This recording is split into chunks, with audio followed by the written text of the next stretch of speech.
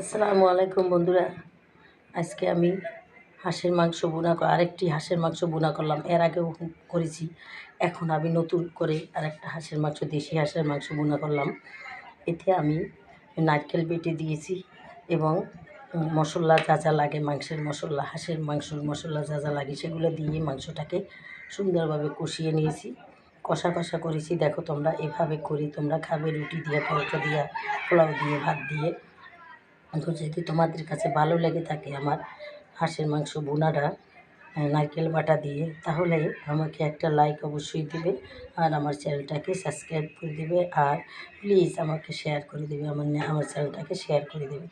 তাহলে বন্ধুরা অন্যরা দেখবে, আমি সামনের দিকে আসতে পারবো। তাহলে আজকের মতো রাখি। খুদা হাফেজ। আসসালামু আলাইকুম।